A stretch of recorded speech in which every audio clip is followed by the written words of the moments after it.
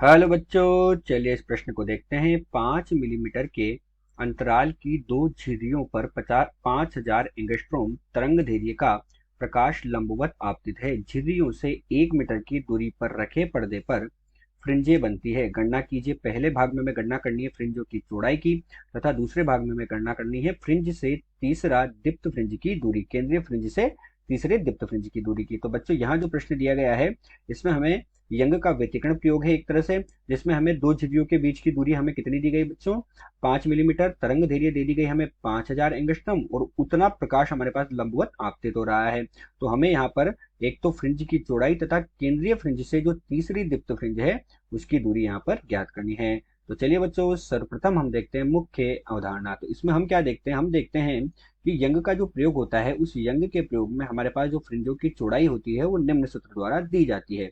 तो फ्रिंजों की चौड़ाई, जिसे हम किससे दर्शा रहे हैं, यहाँ पर डब्लू से दर्शा रहे हैं। तो फ्रिंज की चौड़ाई डब्लू बराबर हमारे पास होती है बच्चों लेमडा गुणा डी बटे डी हमारे पास होता है, जहां लेमडा प्रकाश की तरंग दैर्ध्य है, बड़ा डी जो है वो स्लिट व पर्दे के मध्य की दूरी है, और छोटा डी जो है बच्चों वो स्लिटों के मध्य की दूरी है।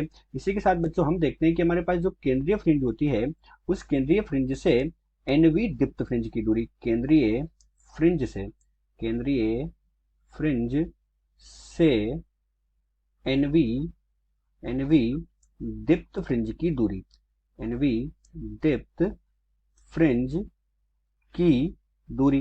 तो बच्चों एनवी दीप्त फ्रिंज ले रहे हैं, अर्थात हम इसको बोल रहे हैं एक्स, और इसके यहाँ पर लगा रहे हैं एन, एनवी दीप्त फ्रिंज के लिए। तो बच्चों दीप्त फ्रिंज है तो हमारे पास कितना रहेगा, एन गुणा लेमडा गुणा डी बटे डी हमारे पास होता है, जहां लेमडा हमारे पास क्या है, प्रकाश की तरंग दैर्ध्य है। तो लेमडा तो हमारे पास हो गया यहाँ पर प्रकाश की तरंग दैर्ध्य, ये तो हुआ प्रकाश की तरंग दैर्ध्य। डी हमारे पास हो गया बड़े वाला स्लिट व पर्दे के मध्य की दूरी, तो ये हमारे पास है स्लिट व पर्दे के मध्य दूरी, स्लिट व पर्दे के मध्य की दूरी। छोटे वाला डी हमारे पास है स्लिटों के मध्य दूरी, जो दोनों स्लिटें हैं हमारे पास या दो झिर्रियां हैं उनके मध्य दूरी। तो ये हमारे पास हो गया स्लिटों के मध्य दूरी। और एन हमारे पास क्या होगा, यहाँ पर एन हमारे पास होगा फ्रिंज संख्या। तो एन हमारे पास हुआ यहाँ पर फ्रिंज संख्या।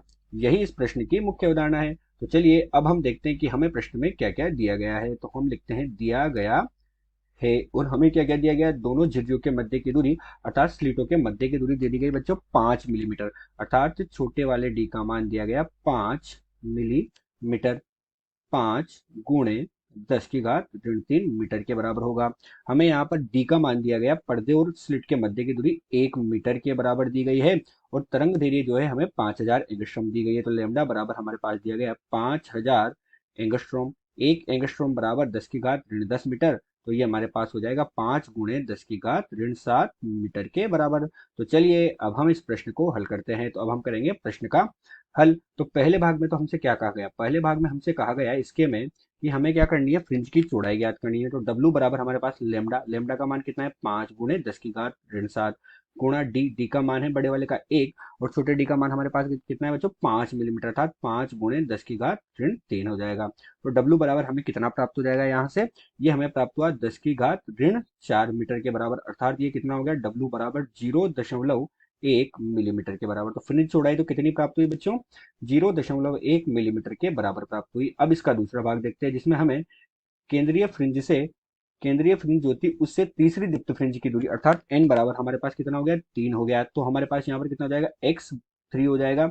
और वो किसके बराबर हो जाएगा बच्चों, एन गुणा हमारे पास लेमडा डी बटे डी होगा, अर्थात एन 3 गुणा बच्चों लेमडा डी बटे डी हमारे पास किसके बराबर, डब्ल्यू के बराबर। तो उसका मान हमारे पास कितना आया, 0.1 आया, अर्थात x3 का मान हमें कितना प्राप्त हो जाएगा बच्चों, यहाँ से 0.3 मिलीमीटर के बराबर। कितना प्राप्त हुआ, 0.3 मिलीमीटर के बराबर। तो यहाँ दिए गए जो दोनों प्रश्न हैं उनको हमने हल कर लिया है। आशा करते हैं दिया हुआ प्रश्न आपको समझ आया होगा। धन्यवाद।